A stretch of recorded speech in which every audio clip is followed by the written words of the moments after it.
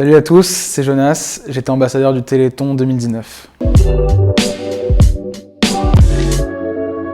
C'était important pour moi d'être ambassadeur pour une raison très simple, c'est que j'avais un message à passer, un message d'urgence à passer, qui a mis du temps à arriver, qui a mûri en moi pendant plusieurs années.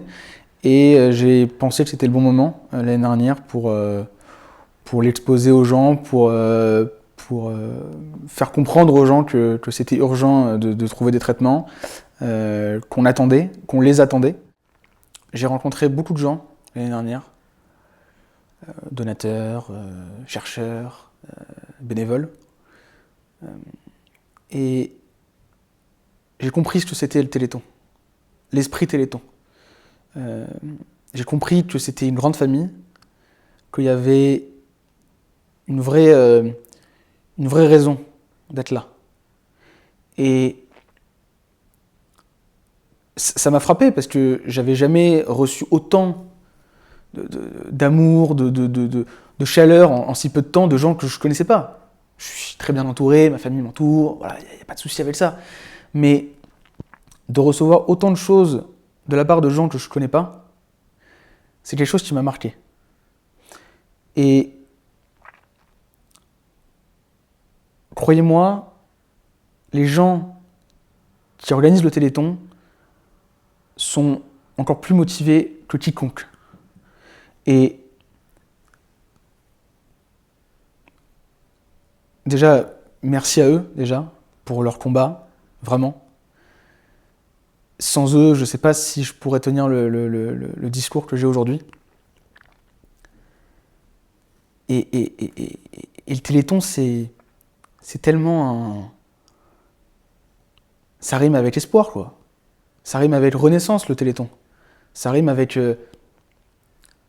Enfin, je répète, mais on parle de guérison, quoi. On parle pas de poser un nom sur une maladie. Oui, on parle de ça, mais aujourd'hui, il y a les gens qui ont donné pendant des années, voilà, leurs dons ont servi à ça. On vous le montre. Je vous le souhaite pas, mais ça pourrait arriver à n'importe qui d'avoir un enfant qui est malade. Ou de trouver qu'à 50 ans, on est diagnostiqué avec une myopathie des ceintures. Aujourd'hui, les chercheurs, les bénévoles et surtout les donateurs permettent à tous ces malades d'envisager la vie d'une autre façon.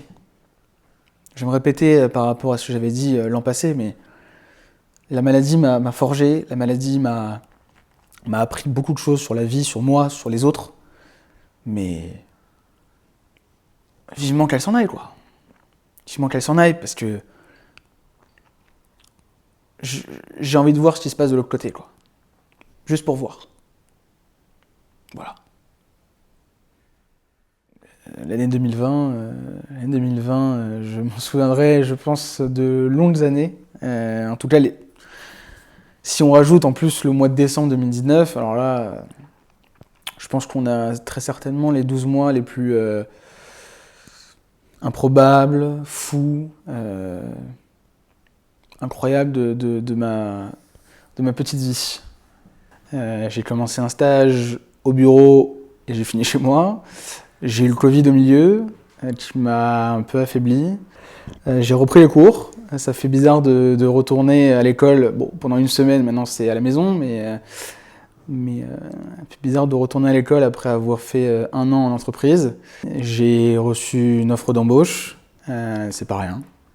J'en suis très heureux et très fier. Je commencerai donc ma vie de jeune professionnel à partir de l'été prochain. Aujourd'hui, je ne peux pas me projeter dans 5-10 ans, professionnellement, hein, j'entends. Parce que oui, peut-être que dans 5-10 ans, je pourrais plus faire certaines choses qui m'empêcheront d'exercer le métier que je vais faire. Peut-être, je ne sais pas. C'est des choses auxquelles je pense tous les jours. Est-ce que je vais tenir mentalement? Ça, j'ai pas de doute. Je pense qu'on a été forgés malgré nous à ça, tout au long de nos vies. C'est physiquement, évidemment, je sais pas. Peut-être que je vais tenir, peut-être pas. Ça, je peux pas prévoir, malheureusement. Je me suis jamais interdit quoi que ce soit. Les seules choses que je m'interdis, c'est les choses que je ne peux pas faire.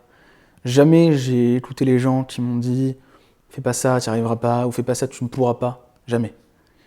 C'est d'ailleurs les gens qui me disaient « tu n'y arriveras pas » ou « fais gaffe, ça sera compliqué », qui m'ont poussé à mettre la tête là où personne ne mettrait le pied.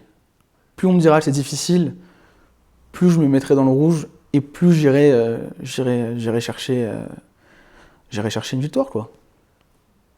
Sinon la vie elle est nulle, quoi. Enfin sinon c'est pas marrant. Sinon on se contente de ce qu'on a, sinon on est là, on se lamente sur notre sort, puis on fait le job qu'on nous a dit de faire, quoi. C'est pas marrant ça. Enfin moi en tout cas ça m'anime pas, quoi. Moi c'est le... Enfin, on n'a pas eu beaucoup de chance, on a été un peu perdant de la loterie génétique, il faudrait peut-être qu'on soit gagnant de la loterie de la vie, quoi. Ce serait plus marrant, quoi. Alors, vous risquez de me revoir au prochain Téléthon. L'année dernière, Nathan Paulin, celui qui avait fait la slackline à la Défense, m'a proposé quelque chose. Le slogan de l'année dernière du Téléthon, c'était « Toujours plus haut ». Cette année, c'est « Trop fort ».